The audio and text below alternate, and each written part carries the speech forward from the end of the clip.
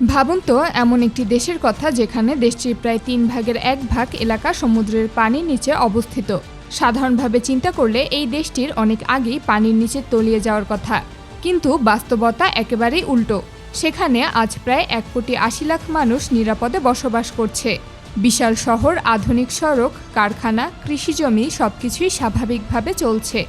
এমনকি দেশের সবচেয়ে বড় বিমানবন্দরটিও এমন একটি জায়গায় তৈরি যা একসময় একটি বিশাল হ্রদের তলদেশে ছিল। তাহলে প্রশ্ন হলো, নেদারল্যান্ড কিভাবে এখনও টিকে আছে? কি এমন প্রযুক্তি ব্যবহার করেছে তারা যা সমুদ্রের মতো শক্তিশালী পানির চাপ এবং বন্যাকেও নিয়ন্ত্রণে রাখতে পেরেছে? নেদারল্যান্ড পশ্চিম ইউরোপের একটি ছোট কিন্তু অত্যন্ত উন্নত দেশ। এর মোট আয়তন প্রায় 41,500 বর্গ কিলোমিটার। অর্থাৎ নেদারল্যান্ড এতই ছোট যে বাংলাদেশের 1/3 সমান। অনেকেই মনে করেন নেদারল্যান্ড একটি দ্বীপ, কিন্তু আসলে তা নয়। দেশটি ইউরোপের মূল ভূখণ্ডেই অবস্থিত। এর পূর্বে জার্মানি, দক্ষিণে বেলজিয়াম এবং পশ্চিমে ও উত্তরে উত্তর সাগর রয়েছে। সমুদ্রের এত কাছাকাছি অবস্থানের কারণে দেশটির বড় একটি অংশ সমুদ্রের পানির নিচে রয়েছে। নেদারল্যান্ডের সবথেকে বড় শক্তি তাদের আধুনিক পানি নিয়ন্ত্রণ ব্যবস্থা। এই দেশের মানুষ খুব ভালো করেই জানে সমুদ্রের সঙ্গে তাদের সম্পর্ক কতটা কঠিন। এক মুহূর্তের অসাবধানতাও বড় বিপর্যয় ডেকে আনতে পারে। তাই তারা শুধু সমুদ্রের পানি আটকে রাখেই না, দেশের ভেতরে থাকা প্রতিটি পানির ফোঁটাও হিসাব রাখে। কোথায় কত পানি জমছে, কোথায় পানি বের করতে হবে, কোথায় বাঁধ আরও শক্তিশালী করতে হবে, সবকিছুই সারাক্ষণ নজরদারির মধ্যে থাকে। এই পুরো ব্যবস্থার মূল ভিত্তি হলো বিশাল বিশাল বাঁধ। নেদারল্যান্ড জুড়ে শত শত কিলোমিটার দীর্ঘ শক্তিশালী বাঁধ তৈরি করা হয়েছে, যা উত্তর সাগরের বিশাল ঢেউকে দেশের ভেতরে ঢুকতে বাধা দেয়। কিন্তু শুধু বাঁধ থাকলেই তো সব সমস্যার সমাধান হয়ে যায় না, কারণ প্রতিদিন বৃষ্টি হচ্ছে, নদীর পানি বাড়ছে, আবার মাটির নিচ থেকেও পানি উঠে আসছে। এই পানি যদি দেশের ভেতরে জমা থাকে তাহলে কয়েকদিনের মধ্যেই নিচু এলাকাগুলোতে বন্যা হয়ে যাবে।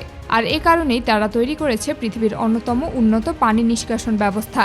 পুরো দেশ জুড়ে ছড়িয়ে আছে অসংখ্য খাল, ক্যানেল, সুইচ গেট এবং হাজার হাজার শক্তিশালী পাম্পিং স্টেশন।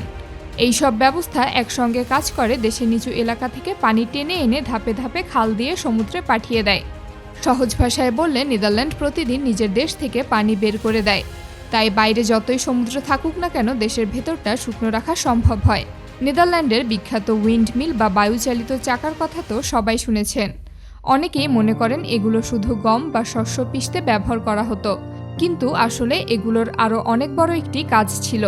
অতীতে নেদারল্যান্ডের অধিকাংশ উইন্ডমিল ব্যবহার করা হতো পানি তোলার জন্য। বাতাসের শক্তিতে চাকা ঘুরত, আর সেই শক্তি ব্যবহার করে নিচু এলাকা থেকে পানি তুলে খাল কিংবা বাঁধের ওপারে পাঠানো হতো। এরপর সেই পানি ধীরে ধীরে সমুদ্রে চলে যেত। সেই সময়ের প্রযুক্তি হিসেবে এটি ছিল একটি অসাধারণ উদ্ভাবন। সময়ের সঙ্গে প্রযুক্তিও বদলেছে। আজ আর শুধু উইন্ডমিলের উপর নির্ভর করতে হয় না। বর্তমানে সারা দেশে হাজার হাজার আধুনিক বৈদ্যুতিক ও ডিজেল চালিত পাম্পিং স্টেশন দিনরাত 24 ঘন্টা কাজ করে যাচ্ছে। এগুলো এতটাই গুরুত্বপূর্ণ যে এক মুহূর্তের জন্য বন্ধ রাখা যায় না, কারণ এই পাম্পগুলো যদি বন্ধ হয়ে যায় তাহলে কয়েকদিনের মধ্যেই নিচু এলাকায় বন্যা শুরু হবে, আর কয়েক বছরের মধ্যেই দেশের বেশিরভাগ অংশ পানির নিচে তলিয়ে যেতে পারে। অর্থাৎ এই পাম্পগুলোই নেদারল্যান্ডকে প্রতিদিন নতুন করে বাঁচিয়ে রাখছে। নেদারল্যান্ডের আরেকটি অসাধারণ ব্যবস্থা হলো পোল্ডার।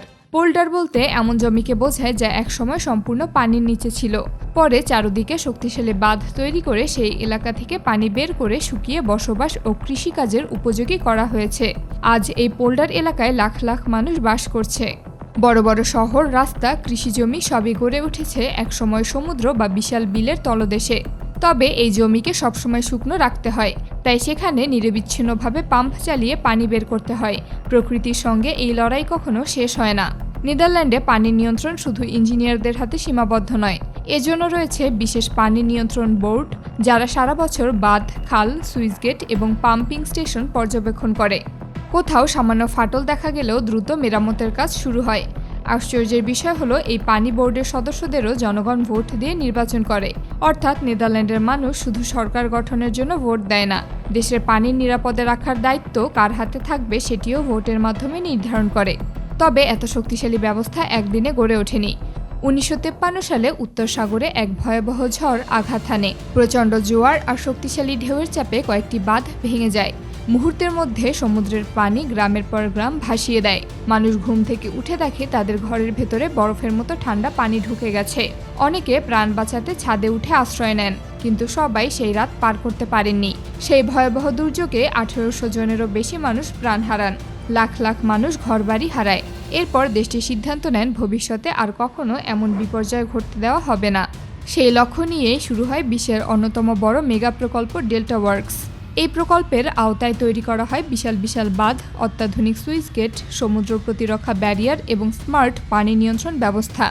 আজ এই প্রকল্পকে শুধু নেদারল্যান্ডের নয়, পুরো বিশ্বের সবচেয়ে সফল বন্যা প্রতিরোধ ব্যবস্থাগুলোর একটি হিসেবে ধরা হয়, যা আজ বিশ্বের অনেক দেশ অনুসরণ করছে।